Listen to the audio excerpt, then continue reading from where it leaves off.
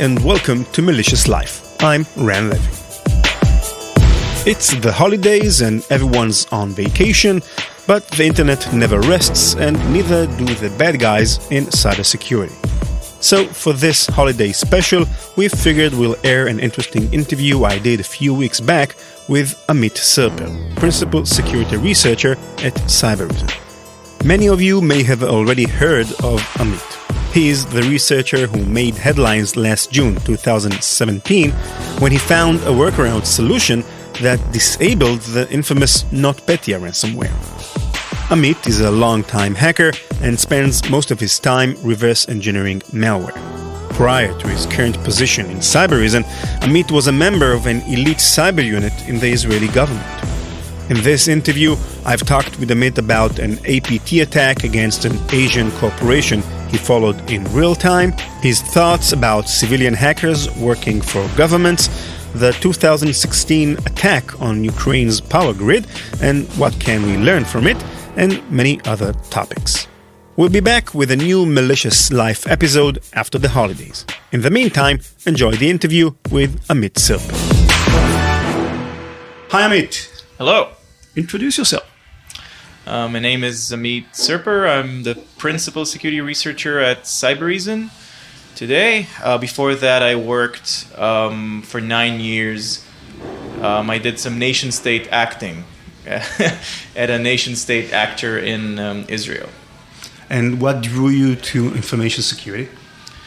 I started messing around with security-related stuff when I was, I want to say like 14 or 15.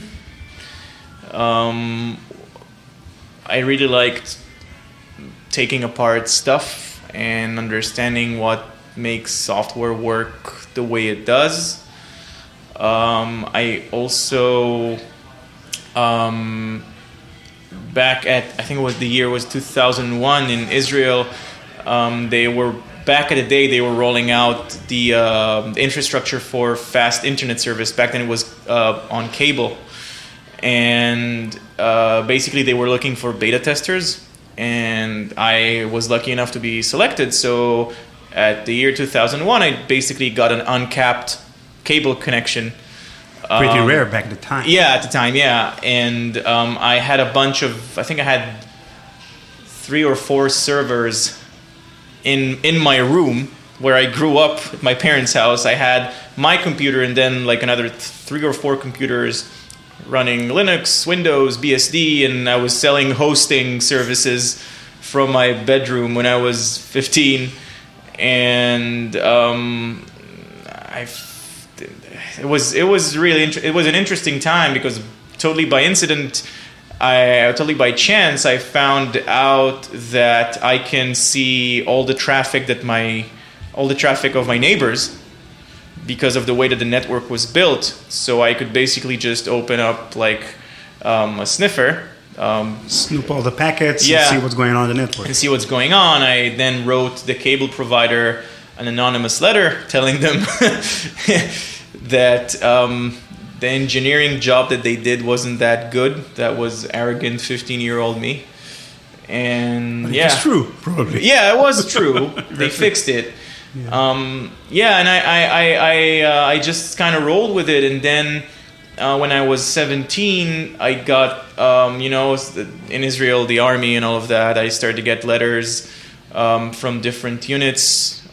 They wanted to interview me because that's how they roll. And I've done a bunch of interviews for a bunch of units, and then eventually I ended up doing my military service at the Prime Minister's office. And then after I finished my military service, I stayed there. So in total, I was there for 9 years. And you describe yourself as, back then, being a nation-state hacker. And Actor, sorry. And, you were doing that as a sanctioned soldier of the IDF. You were a former soldier. But now, the way things are going as we go on year by year, is that some nation states, such as Russia and China and North Korea, are actually using civilians as kind of proxy when working with hacking groups, and they are in a sort sponsored by nations. So how do you see these kinds of relationships? I mean, they are actually doing probably much of the same work that you used to be doing, maybe, but you're a soldier, but now they are civilians. Is there any problems that you can see with that sort of arrangement in terms of the day-to-day operations? It's an interesting question. I mean, personally, I don't know how things work in Russia or China or whatever. It's usually Russia when this attribution of like groups that are not really part of the whole nation state thing is like it's groups that are basically like proxies, like that's what's always on the media. And personally, I don't really know how it works. However, it makes sense that, especially Russia, and everything is based on things I read on the media. Like, I'm not an expert. We don't know what goes on behind the scenes, of course. Yeah, but a lot of people are saying, and people that know way better than I am, they say that the mentality is very different, and the way that things work in those countries is very different than what we know from the U.S. or like more Western countries. What about the quality of work that you think can be expected from these work? Really, I'm talking about the quality of software, tools, methods of work. When you're talking about civilian hacking groups that you cannot really control that well when you employ them as kind of proxies, as opposed to people who are in your service, your soldiers. Yeah. I think there should be very different qualities and methodologies, or is it quite the same? Well, I think it very much depends on whoever is doing the work. Like, you could have groups within a nation-state actor that, not doing a very good job, and you can have groups that are outside of the nation-state theater, so to say, but they are really good. I mean, in my work today, I reverse engineer a lot of malware, and I look at a lot of attacks, and I'm doing a lot of post-mortem analysis, or sometimes even, we catch an attack while it's actually happening, and what's called an interactive attack, where someone on the other side actually real time working on his keyboard and owning some machine in some organization, which is basically our customers. And you see a lot of interesting things. Like we've seen an APT that was attributed to I think it was China, and we saw clearly that there were two groups in there involved in this attack.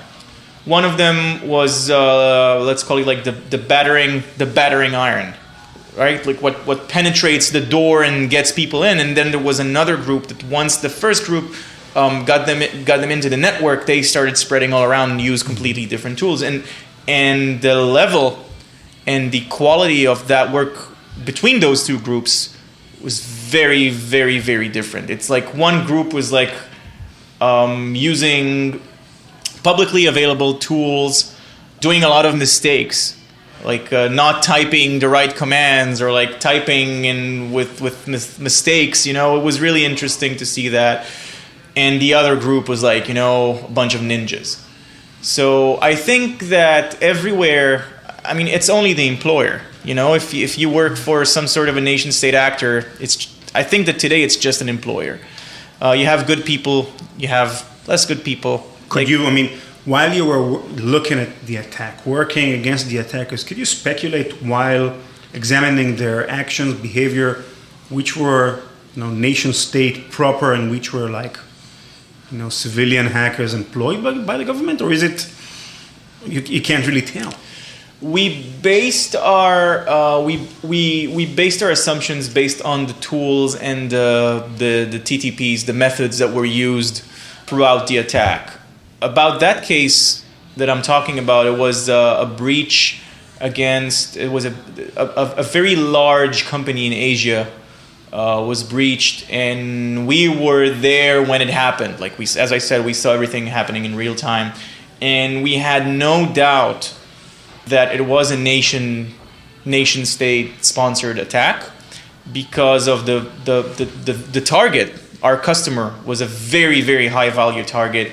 They knew exactly where they were going on the network. They had all the intelligence about it, which is the way that these attacks work. Like you usually have a lot of intelligence about the structure of the network, where all of the assets that you wanna access, what's important basically, and then the hackers themselves are taking this intelligence and going the right way. And we saw that happening in that attack. Like, it was no doubt that the data that they were going after, the way that they were basically taking a leisurely walk around the network as if it was their own network. They knew exactly the topology, the architecture? Yeah, they knew everything.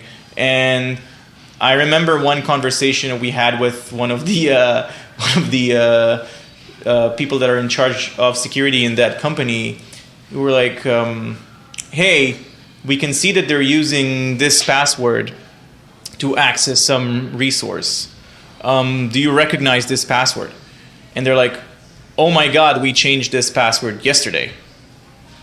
And we're like, yeah, you should be pretty worried right now. And they're like, yeah, we are pretty worried right now. So, you could see it by the way that the attackers basically knew and owned the network. They sometimes they knew the network better than the people who actually owned the network. From your experience, generally talking, without exposing, of course, real-world customers, what are nation-state actors looking for? What sort of information are they looking for when they're breaching companies? Okay, so for example, let's assume that you own a large,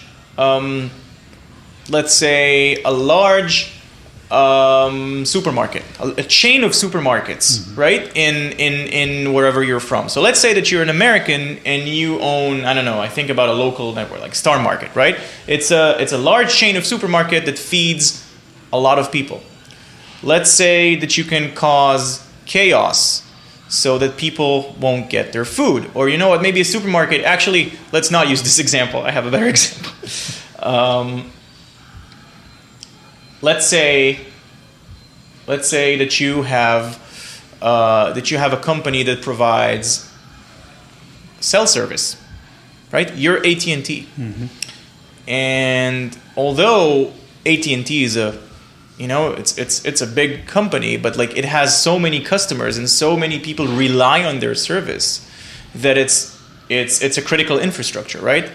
And if I can, as an attacker, as a nation-state attacker, if I can control AT&T's switching network, or I can bring it down maybe, or I can track its users or listen on their conversations. So this is a really interesting target. You mean not only during war times, but in the day-to-day, just having that information as a platform for espionage. We're both Israeli. I don't live in Israel anymore, but like when I still lived there a few years ago, I remember in 1 year, 2 of the largest cellular provider in Israel suffered massive downtime. One of them was down for like more than a day. So that's more than a day that, more than 1 million people couldn't use their phones. And if I recall correctly, what happened there was that I forgot the name of the component in the network, but it's basically the main switching unit was down. I have a conspirative mind, and I don't think that main switching units in a major, telecommunications provider stop working just because. Like there has to be something fishy around it. And then it happened to another provider about 8 or 9 months after. Like I think it was 2013. And like I remember, like I remember saying to myself, like, this is not happening in a vacuum. Like there is something there. Like 2 major providers suffering the exact same problem. But we never got any confirmation government or otherwise, that there was any attack against them. Would you expect them to say, That's "Oh yeah, exactly we were my owned"? question. Why not to say that an attack was observed and we learned our lesson? Why keep it a secret? That's a good question. Personally, I as a customer, I don't know which of the truths is better. I don't know if I want to hear my provider saying, "Oh yeah, we were breached really bad. We were owned, but like we've learned our lesson. We're okay now." How can I trust them? On the other hand, if I have a weird feeling, like a sort of a gut feeling that they were breached, and they're not telling me, what are they hiding? Yeah. So it's like Schrodinger's cat or something. Schrodinger's breach. Do you think? Based on it, of course, it's all not trying to speculate, but critical infrastructures in the U.S. We're talking about electricity, water, nuclear power plants, whatever. What are the chances that they have been already breached and penetrated by, Russia, China, whatever? Well, again, I don't really know about what's going on in the US or in any other place, but I wouldn't be surprised if there is some sort of an agent installed on one of the computers or networks that control, the water or electricity, at least in one state in the US. Because it's probable that at least in some cases, that happens. Yeah, it's very probable, because the thing about cyber, and it's a big word, cyber warfare, which personally I dislike, but the thing about cyber is, and it's a cliche, in the old times, the olden days, in order to hurt your adversary, you had to have soldiers or operatives in the field, or you had to blow up a power plant or blow up a water treatment, physically harm the facility. Physically put a bomb and make it go boom. And today, you just put a bunch of really smart people in one room. You tell them, this is what we want to do, this is the target. You have infinite budget, do whatever you want, and that's what I know. Once you are targeted by an entity that's backed by a nation state actor, we used to say in Cybereason, penetration is inevitable. You will get owned, you will get hacked. It's just a matter of time. The success rate is 100%. And when we're talking about critical infrastructure, do you think, based on your experience, that putting smart people in the same room is enough to cause real damage, or does a nation state need to actually have people on the ground, intelligence operatives, gathering information that maybe isn't available via pure, cyber warfare methods? Do we need some physical access to the system when we're talking about critical infrastructure? So I think it all depends on your target, but let's think about it.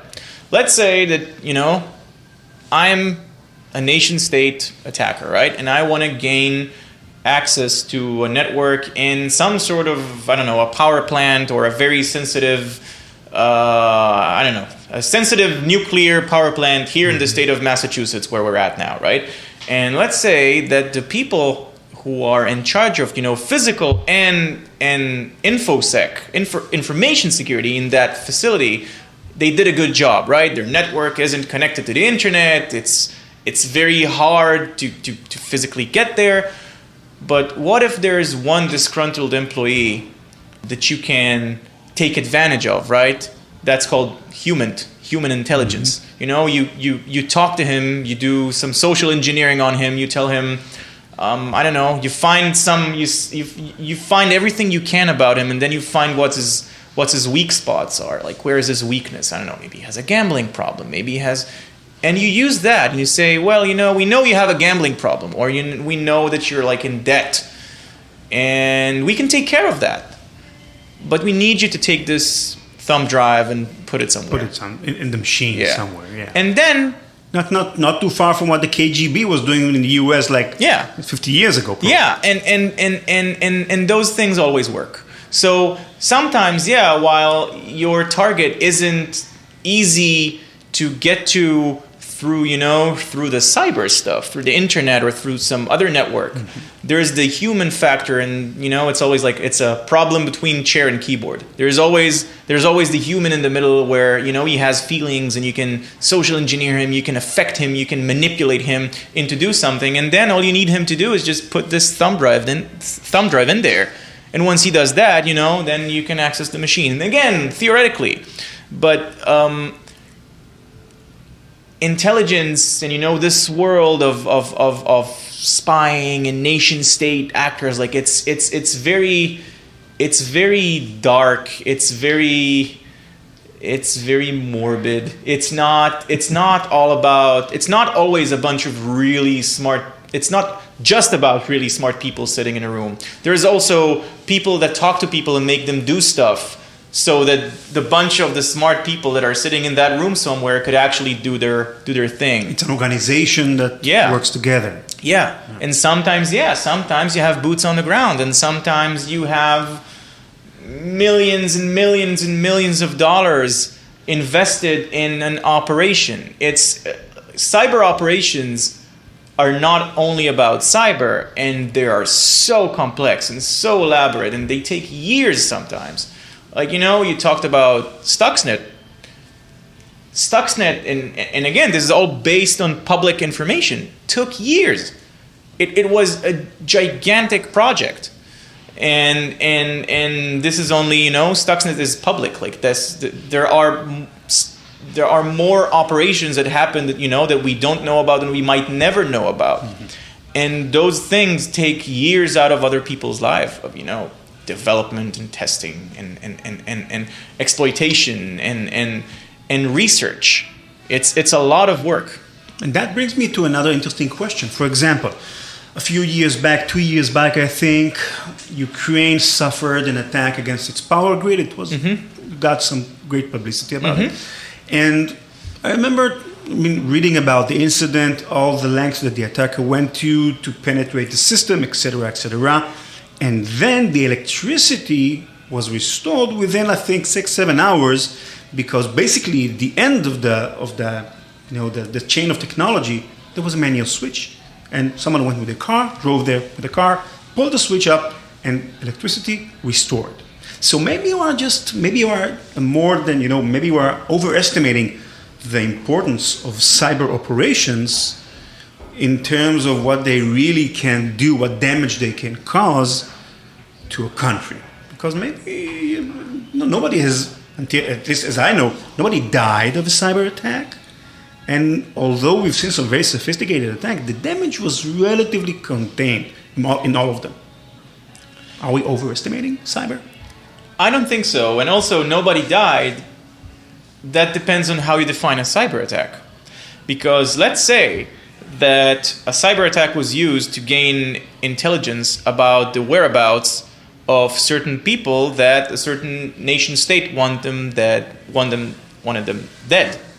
Their location, whatever, yes. And his fighter comes and bombs. And a bunch of smart people sat in a room, hacked to one guy's computer, knew that he was going to be at this street at this time, and I don't know, 2 hours later, a bomb was dropped on that building and erased it from the face of the earth. Was it a cyber attack that killed someone, or was it a rocket that killed someone, or was it both?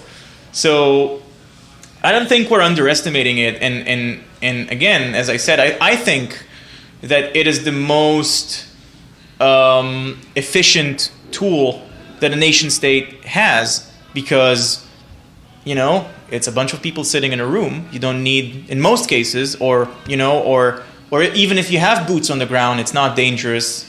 There aren't any weapons involved. No live ammunition. Mm-hmm. So it is less risky, probably. Yeah, and that's like, it's such a cliche, but that's like the battlefield of the future. That's like the sexy thing that thought leaders like to say. It's the battlefield of the future. But I really do believe that, and we're there. I almost said this is where we're going, but Stuxnet was 7 years ago. Who knows 7 years ago today? Yeah, and that was so sophisticated and happened almost a decade ago. So think about where we're at now. And last summer in Black Hat 2017, I saw a talk about one of those attacks on the Ukrainian, I think it was the Ukrainian power grid, by a bunch of guys from ESET and another American, I think called Argos. And it was the both of them, was a bunch of researchers from that company and a bunch of researchers from ESET, and it was probably the best Black Hat talk that I've ever seen, where they actually demonstrated and showed videos of what happened throughout this attack. And you could see there that the attackers had, and again, if I recall correctly, the attackers had complete control over some physical switches, and there were a few switches, the attackers flipped them all down. And while the technicians in the power plant physically got up their seats and went to flick those switches back up, the attackers took over their machines, and they showed a video in the talk. They showed a video of the mouse moving by itself, and things are written on the screen, and they basically took advantage of them not being present next to their machines, and then they took over their machines. And they showed how they did it. And again, you said no one died. What if a hospital lost its power, Then people die, and then it's a cyber attack that kills someone. In WannaCry, when WannaCry happened, the NHS, the British NHS, the National Health Service of the UK, suffered a massive hit from WannaCry.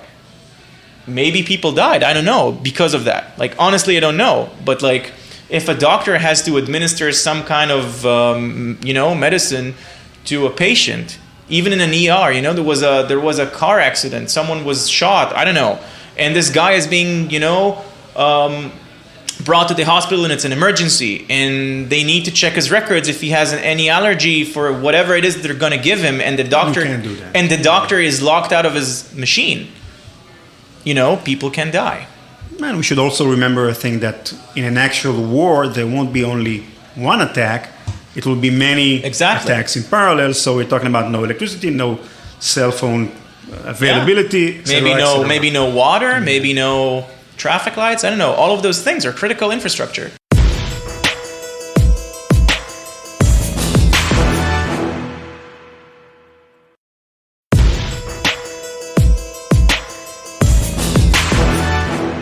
This brings me to another interesting question.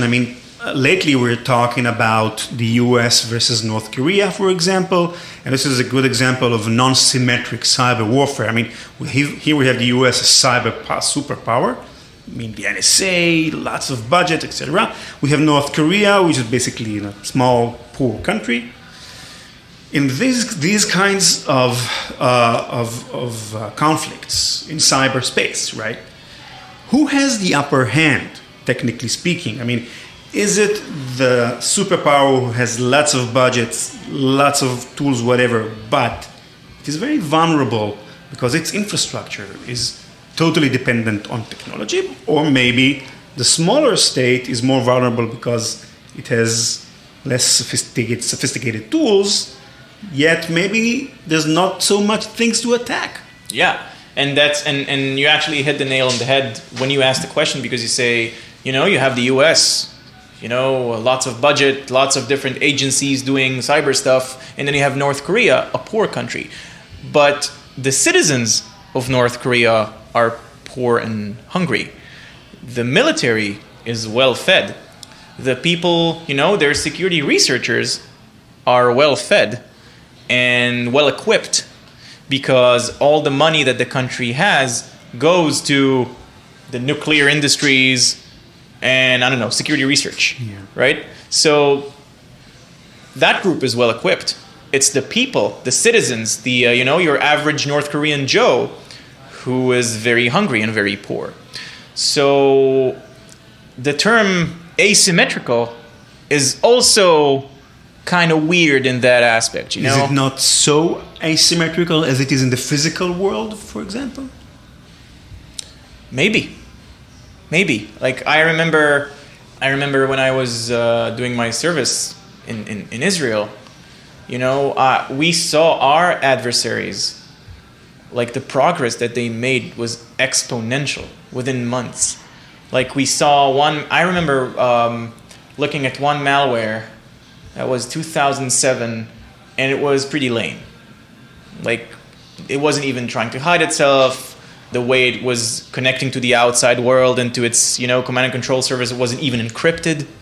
Naive attack. The next version that they released, 3 months after, a world of difference. And that's the thing about cyber, you know? A rocket or a missile or a bomb that is created, you know, today, and the next iteration of it in 3 months will not have so, you know, it won't have exponential process in its development and its features. But in this field, it's completely different, and you know, you have so... Things are moving faster. Yeah, and you have so many talented people. It's crazy. I'll be turning 31 in December.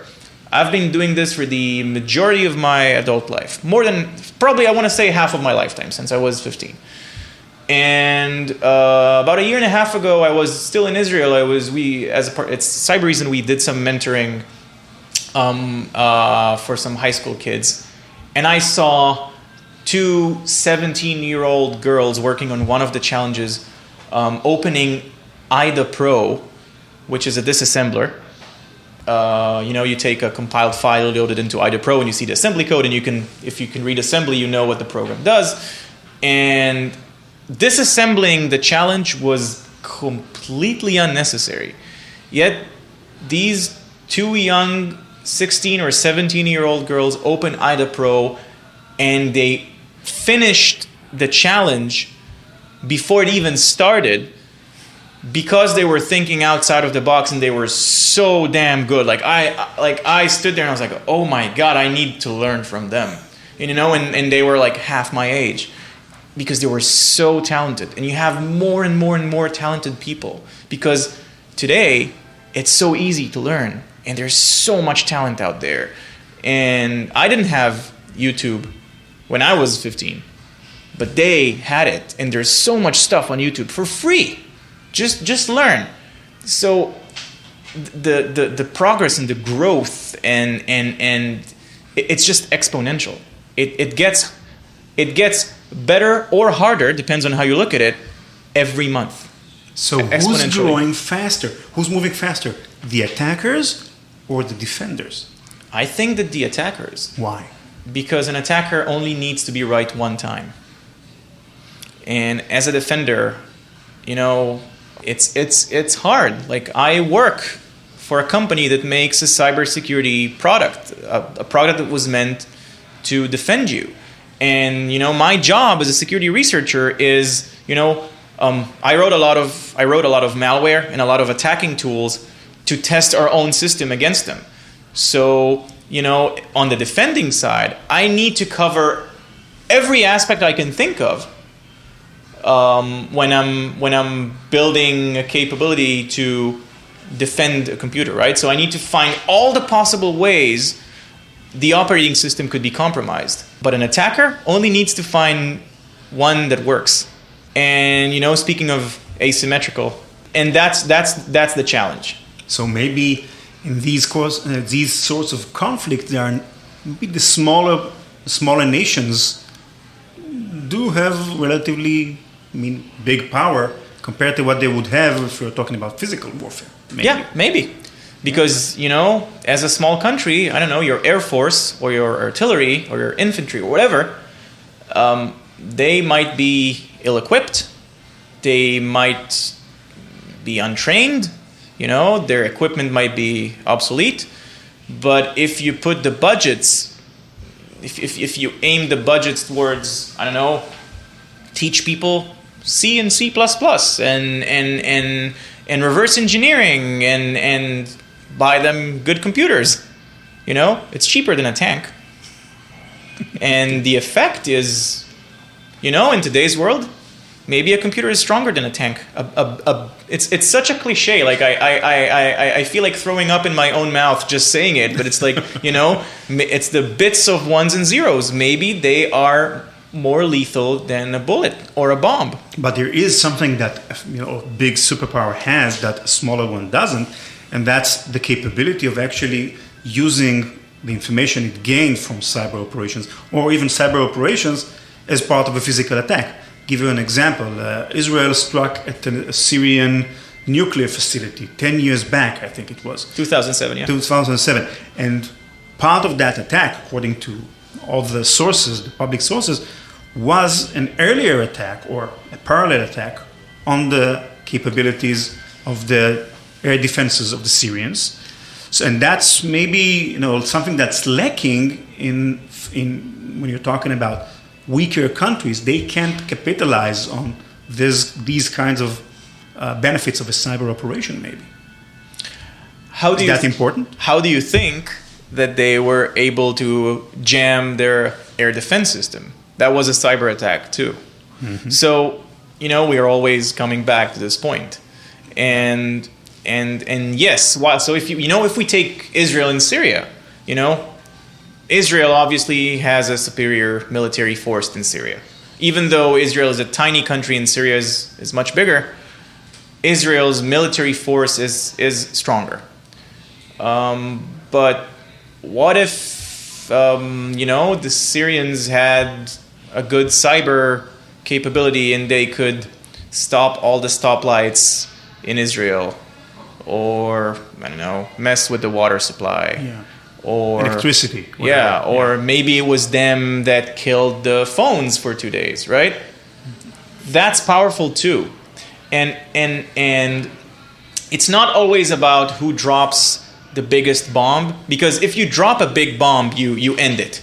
It's like you end it. It's a bomb and that's it. It's done. But I also think that it's not about the destination. It's also about the getting there. So Israel will drop the bomb, and that's the final word. But until Israel dropped the bomb, and theoretically, right, it never happened. But until Israel dropped the bomb, it didn't have traffic lights for 3 days, and water supply was interrupted, and the cell phones were down. Did it cause damage? Yes, of course. And we had to resort all the way to drop a bomb on another country. Again, theoretically, never happened. But it's just, it's food for thought. And I think that we're going there, and I'm not an optimistic person. I'm a cold-blooded realist, and it kind of scares me. Seeing what I see today and the things I saw back then, it's scary. It's like, it's fun in games when you work at it, and it's a job. Like for me, it was a job. Like after the first month, I was like, yeah, it's a job. But once I was there for so long, and once I left, and like I started seeing things from a different angle, like when I saw our clients getting hit by APTs, I was like, that's not funny. Like that's not. There are real implications of what they're doing. Yeah, right? people in the Ukraine didn't have power for a few days, and I think it was in the winter. And it's cold. Not funny. It sucks. That's an interesting note to kind of finish the interview. Yeah. Kind of pessimistic, but that's the reality. I'm sorry, I'm like the worst guy in a party. Thank you, Amit, for a very interesting conversation. Thank you for having me.